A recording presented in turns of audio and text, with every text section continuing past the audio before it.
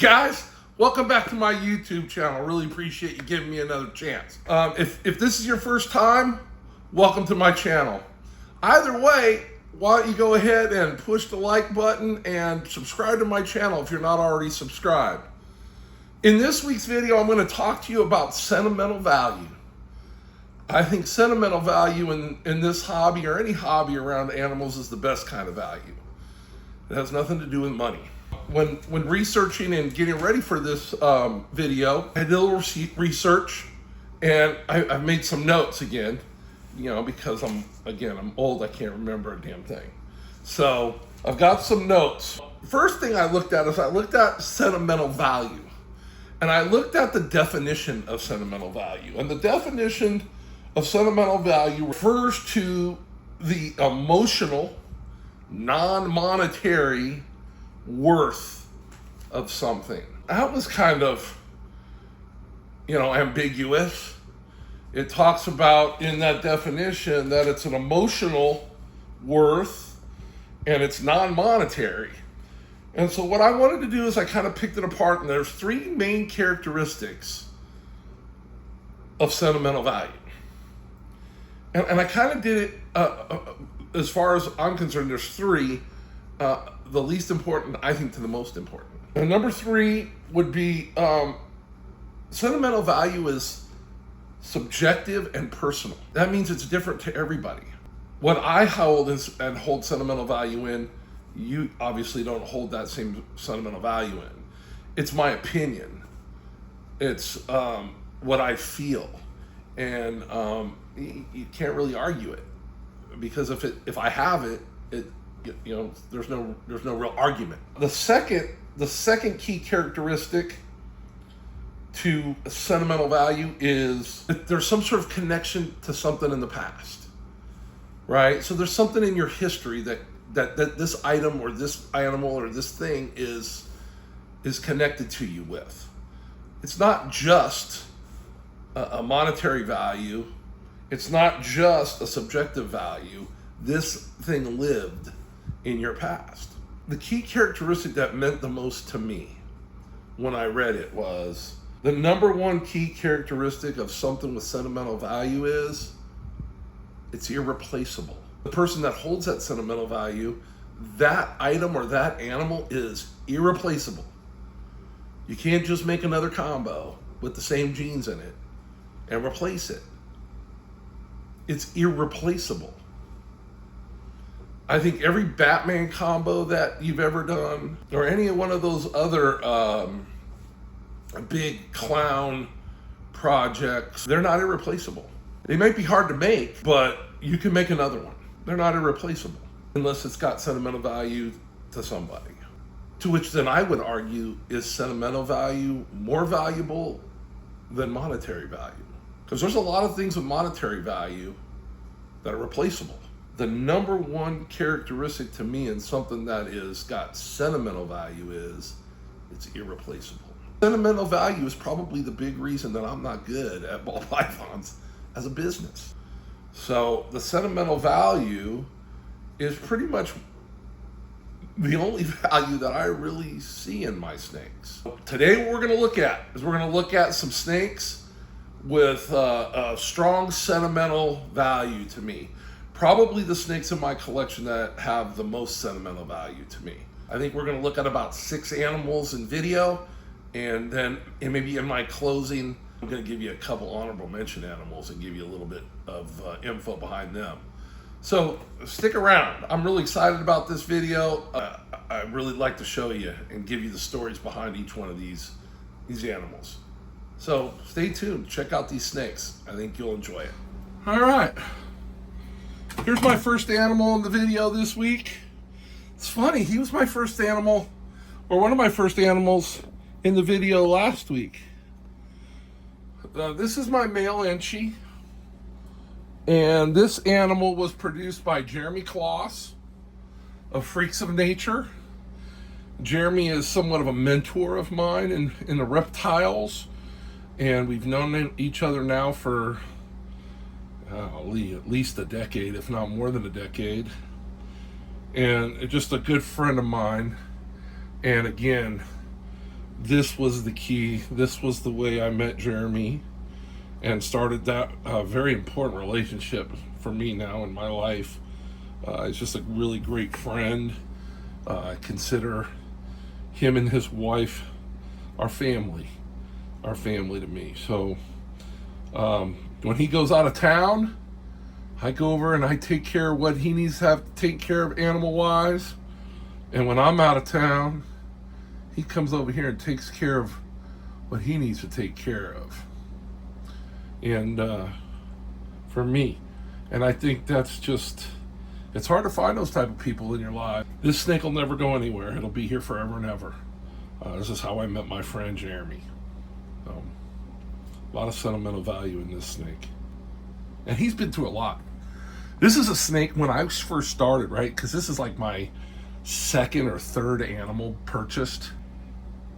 So I was still keeping in tanks back then, right?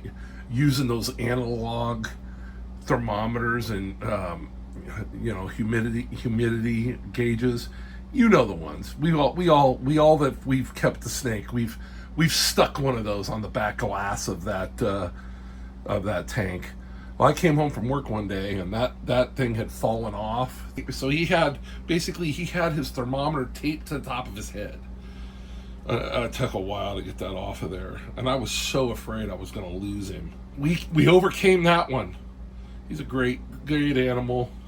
He makes really pretty snakes when I use him as a sire. I really don't use him that much anymore. But he was the sire of a snake you'll see a little bit later in this video. Oh, there he is. Single gene male Enchi. It was like my second or third animal, maybe my third animal, I think. My first three animals were all males.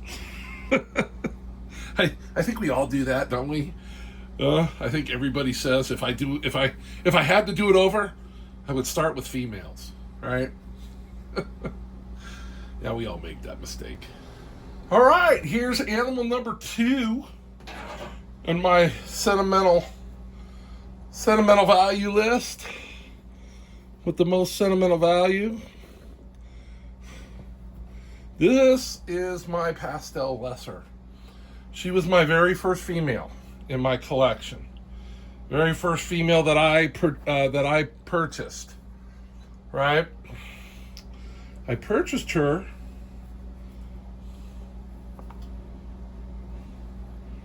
from a company called Eyeball Pythons. That's the snake bag right there that she came in as a baby. She fit in there. When I got her, she fit very easily in that bag. Eyeball Pythons. Does anybody know who Eyeball Pythons, whose ball python breeding company that was? His name is Chris Eaton. He does a podcast by the name of Snakes and the Fat Man. Yeah. This was a Eyeball Pythons production, female pastel lesser. Everything in my collection that carries the lesser gene stems from this female. She's either mom or grandma to basically all of the animals in my collection that carry the lesser gene. I guess 13 years in, I guess I could now maybe call this my line of lesser. Wait until you see her granddaughter's going to be in clutch number 3. Holy buckets, is she cool. So, pretty nice pastel lesser. That's all she is, not het for anything. Look at the size of her head, man. The size of her freaking dome. Look at that thing. That thing is gigantic. You know, she's probably, I want to say 12, maybe 12, 11 years old. Oh, there she is. She came from Eyeball Pythons. Remember we talked about in Sentimental value, it's irreplaceable, right? There's no way I could ever get another eyeball ball python. That company doesn't exist anymore. So she's irreplaceable. She's nothing but a pastel lesser, but she is irreplaceable nonetheless. She's a neat snake too. I think she's only struck at me one time in 11 years. It was the day I got her. And she's a beast, man. This is what an adult female ball python should look like. Body condition wise.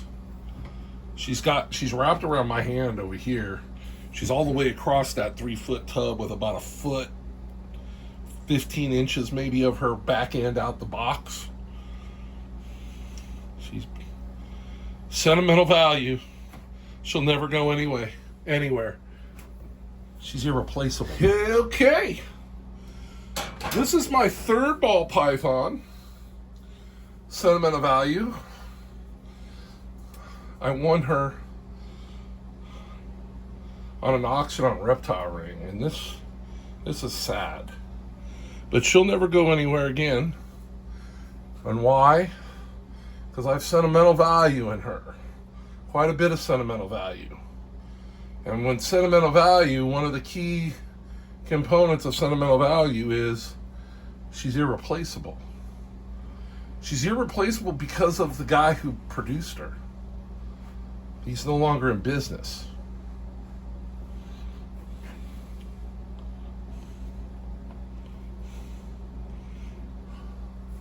That's who produced her. That's the bag she came in. Rennick Reptiles. If you've never heard of Rennick Reptiles, that's because it hasn't been around for a while. His name is Ben. His name was Ben Rennick. And I would just Google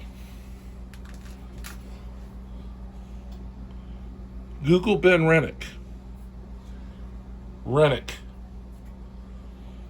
You can then, once you Google that, you'll probably be able to watch the 2020 that was done on him. You could probably also watch the Dateline that was also done on him. Ben Rennick was murdered by his wife in his snake room. And he was shot. And when the authorities got there, they thought that he was attacked because he did big snakes.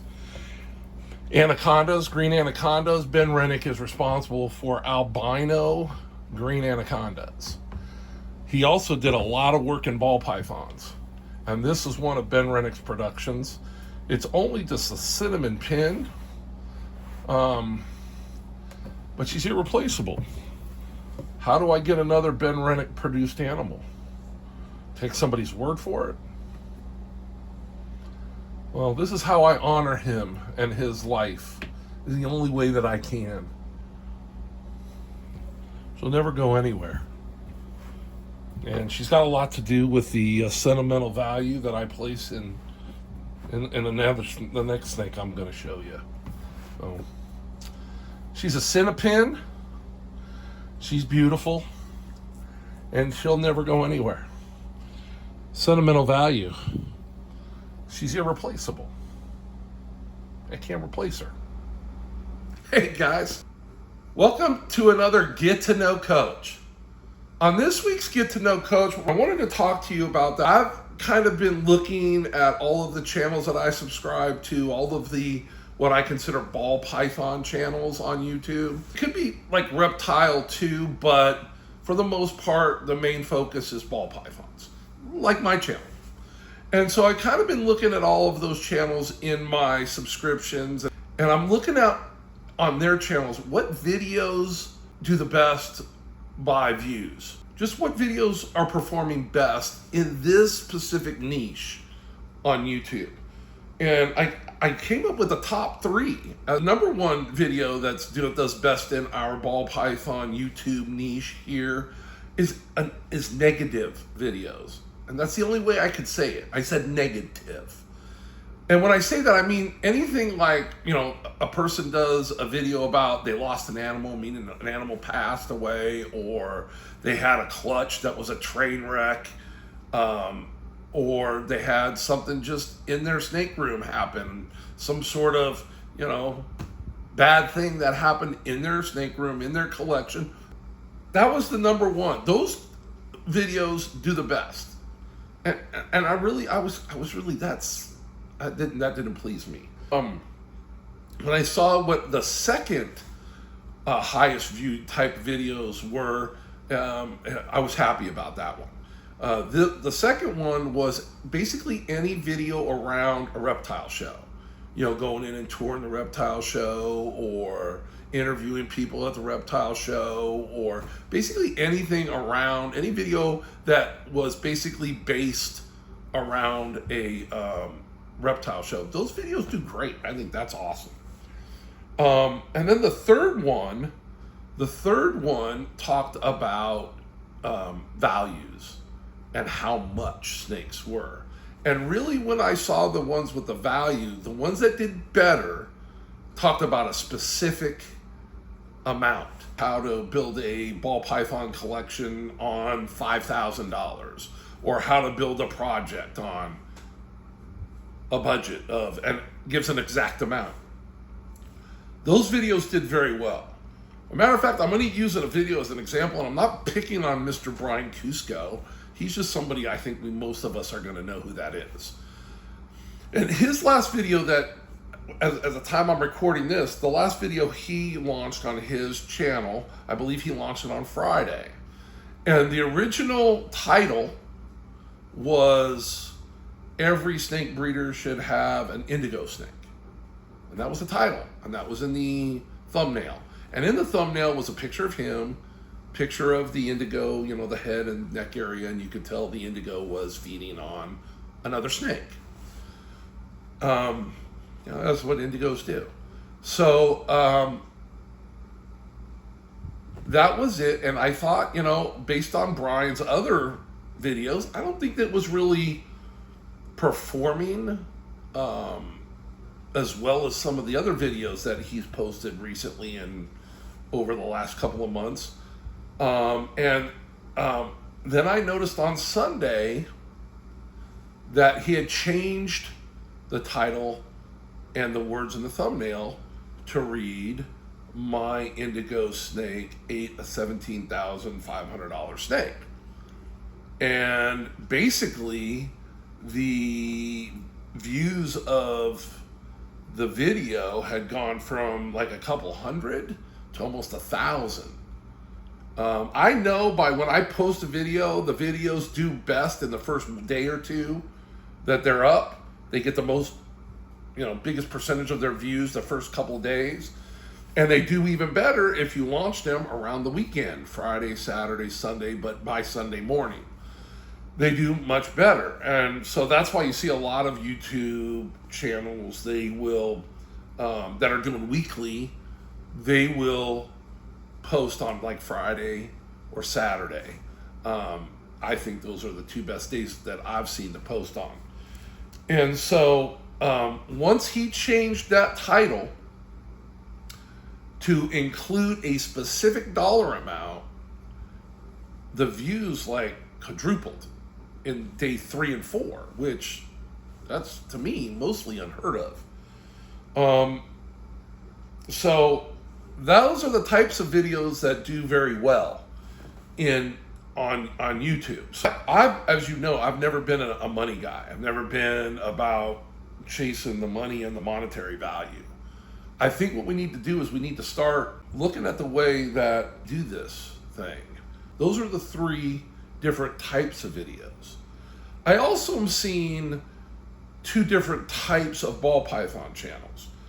You either have a ball python channel that is about how to be a ball python breeding business. The other side of that coin is I don't see as many channels anymore about just kind of being a hobbyist ball python breeder. They are out there. I'd be one of them. And I subscribe to several others. But those are kind of the two branches that I see, the two main branches in the ball python genre on YouTube. Basically, the ball python channels that deal with how to run your ball python business is usually just a person talking to you in front of the camera for the most part. They do show some animals and from time to time. I'm not saying they never do, but I'm just saying most of their channel is them talking to the camera in front of their banner or in front of an ARS or a Freedom Breeder rack, or in front of racks at all. Back in the day when I first started this was about the animals. Ball python channels 10 years ago, 8 years ago, 7 years ago, you wouldn't even know what the breeder looked like. You even know what the person looked like. There was one channel I watched for 5 or 6 years. They're no longer, I don't think they're any in the hobby any longer. And if they are, they're not posting videos on their channel anymore. But I watched his channel 6, 7 years. I think he finally stepped in front of the camera 7, 8 years in. I think I saw him on camera one time in all those 7 or 8 years watching his YouTube channel. And that's how different. And that's what I say, it's different. I think in today's YouTube, you have to have a portion of your channel be this. Me talking to you. And this is where you can kind of feel a connection with me. And I think that's why the channels do better these days. Is because if you feel a connection with me, then you're more apt to watch my videos. And so one of the things when I started doing videos again 4 or 5 months ago, one of the people that I respect very much in the hobby was trying to tell me that, you have to get in front of the camera. You have to have some sort of social media presence. And that's why I wanted to start doing this. It's not really for me to sell snakes, although it would be nice if, it helped in that way, but because I don't have a lot to sell anyway. But I just wanted to get more exposure. I think there are way more ways in this hobby to make money other than just selling snakes. And I would like to explore some of the other ways that I can hopefully help pay for my hobby. And when I say pay for my hobby, I mean, if I could get my rodent bill every month covered, oh man, that would be heaven to me. That would be perfect for me. My motivation for doing this is that maybe and hopefully at some point I can build this big enough to get either some sponsorship to help with that, or down the road we can branch this out in other areas. But just to kind of pass along the information and the knowledge that I've gained over the last 13 years. I'm not a person that's been doing this for a couple of years and then trying to teach somebody, what I've learned. But I've always felt like I'm a lifetime learner. I'm always trying to learn. Several new people in this hobby have taught me things. Lots of people have taught me things in this hobby. And I'm just trying to give back some of the information that I've learned over the years. 13 years keeping one species of snake, you're going to learn a thing or two. You're going to have some information that most folks may not have. So that's what my motivation is. I'm really money-wise here. Golly, if I could get my rat bill taken, you got to remember, I only feed my adults every 3 to 4 weeks. My rodent bill is only about $600 a month, and I got 100 snakes in that room. So when you feed them right, it's not that expensive. And geez, it's a whole lot easier on the pocketbook as well. So there's that. But thanks for listening to my Get to Know Coach. I've rambled on long enough. Again, I probably edited more out of this than you'll see. I go rambling. I'm off on tangents. I think I've been talking to you guys about a half hour. You'll see about 3 minutes of it. So enjoy the rest of the video. I got a couple more snakes, about 3 more snakes to show you here with my sentimental value. And then at the end, I'll give you kind of sum it up and give you a couple honorable mentions for a story, a little honorable mention story for some sentimental value for you. So there you go. Let's get you back to the animals. All right. This is my 4th snake on my sentimental value list. And this female holds a lot of sentimental value for me as well. This is a cinnamon inchy pinstripe. Okay, so her dad is the very first snake you saw, the inchy. Her mother is the second snake, or the last snake you just saw, the third snake you saw, is her mother. And this snake represents my very first holdback. And I held her back before I knew cinnamon and inchy were allelic. This was out of my very first clutch, my very first pairing. And this was my very first holdback.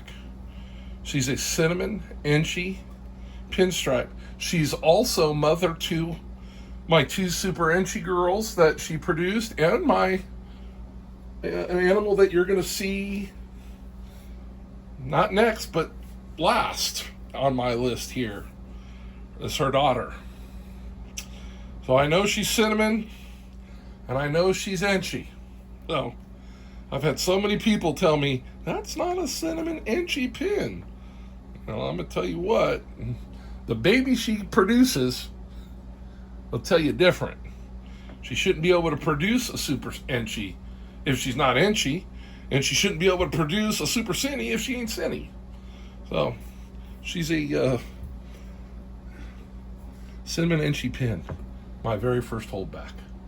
A mother to my 3 super girls, is what I call them, the super girls. It's beautiful. Let's go to the next one. Here's my next girl with a lot of sentimental value. Remember I told you last week when we did the Inchy Fire video that I had 3 total Inchy Fire girls? Well, this is Inchy Fire girl number 2. And the reason that she has a lot of sentimental value to me is she was my first twin. Her sister didn't make it. She was very, very small. Her sister was like probably not even as big as like a number 2 pencil that you used to use in school. You know, after you sharpened it a couple times. She was tiny. I think she was like 13, 14 grams when she was born. This girl was small too, and that's why she's still kind of a small animal, because she started out life. You know, I think this one was maybe 30, 32 grams. So she's beautiful. She's also Pa's het VPI Xanthic, because her daddy was my original HRA. She came out of the pairing an HRA to my Cinnamon Inchy Fire. She came out of the same pairing with my gargoyles. She's beautiful. I really like her. She'd go nowhere. My very first twin, her sister didn't make it. I felt like when I produced them, I was like, I'm going to keep the one, you know, if they both make it, I'll keep them both. And if only one makes it, I'll keep the one that makes it.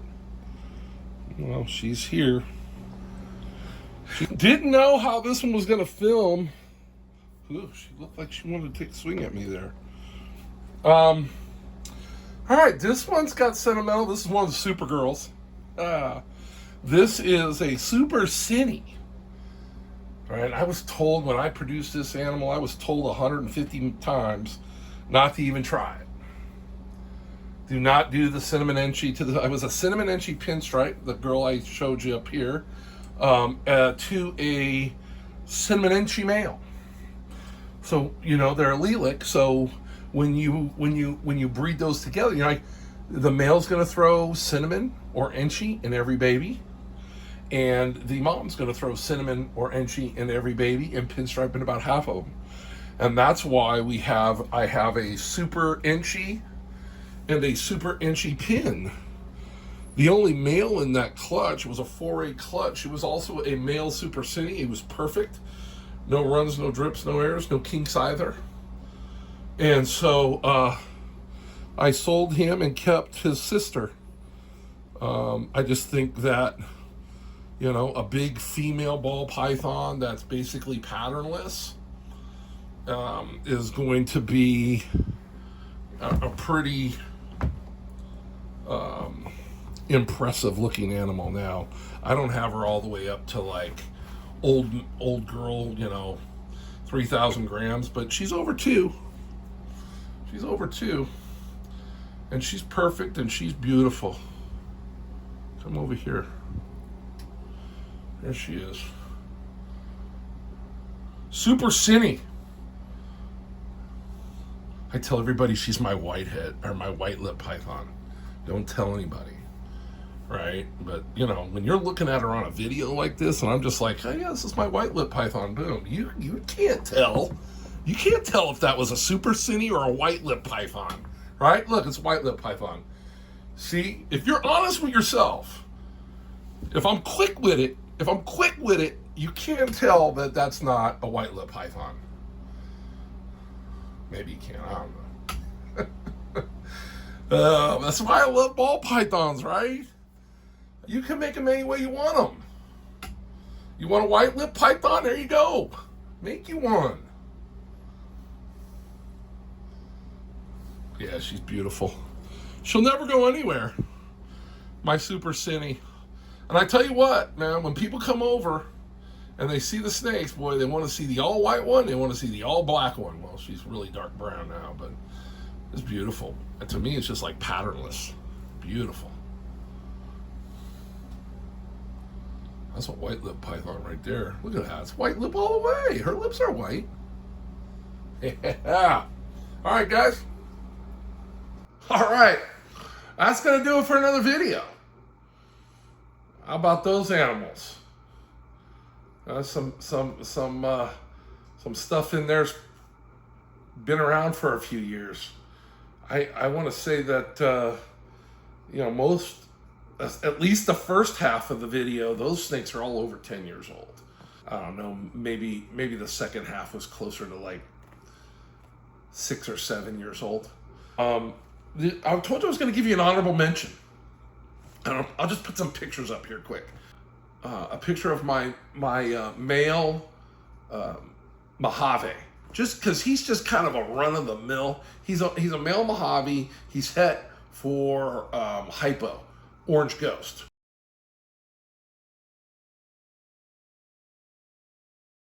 All right, and then show you a picture of my female.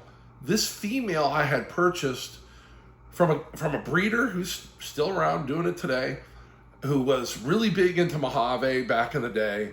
And I bought this female, I'll show you a picture of her, this female as a mystic.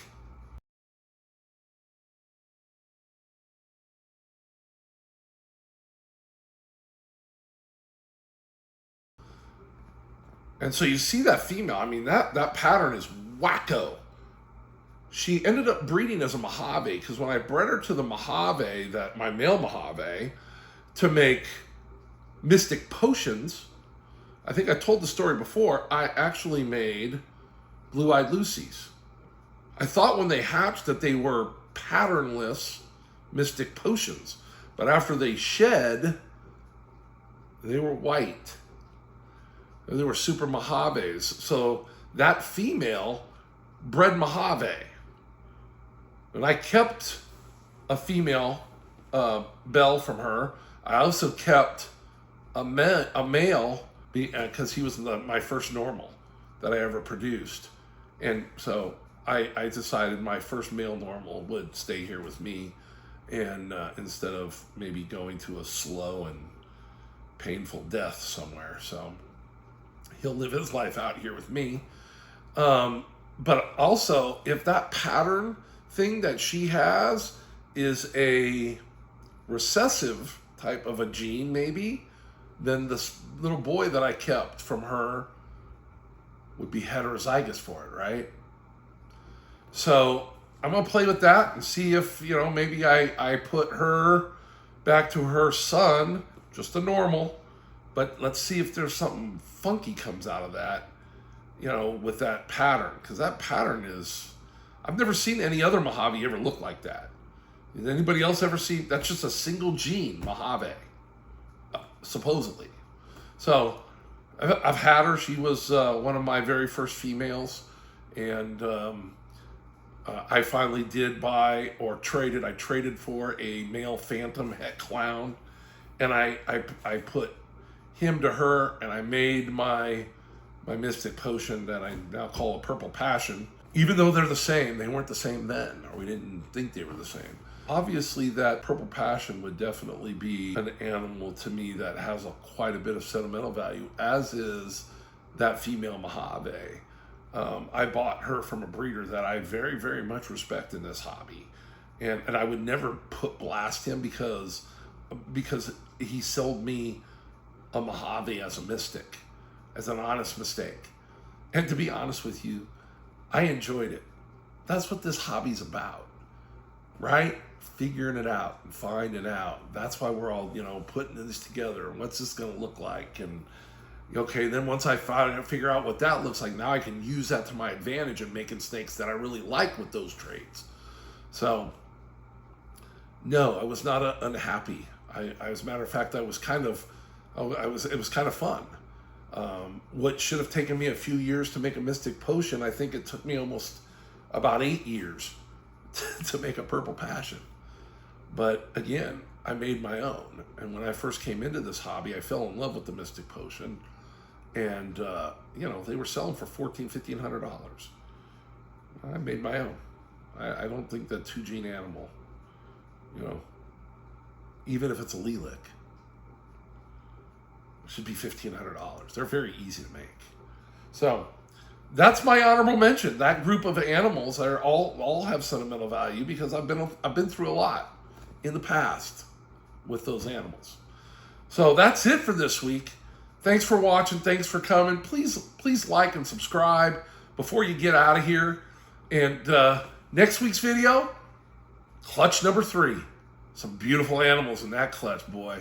6 incomplete dominant genes at play and a simple recessive in het form. You know me, I like to play with pied in het form. So yeah, we're going to see some stripy babies. It's my pastel lesser leopard Enchi Fire. You remember him from last week's video. And I put him to a pastel spot nose female. It's my first spot nose clutch. These animals are phenomenal. They've all pipped. And I've slit their eggs, cut their eggs a little bit, so we make sure that they've got plenty of room to get out of the egg. And so we're just keeping an eye on them. At shooting of this portion of my video, I have 1 snake out of the egg, and I believe it's the all-gener. It's not an all-gener because it's not super pastel, but it has a representation of all the genes. What I believe it is a pastel, lesser, leopard, spot nose, Enchi, fire, het pied. This snake is amazing. It is amazing. So, can't wait to show it to you. And you better come back next week so you can see it. So, see you next week, guys. Have a great week, man. And I'll see you next week.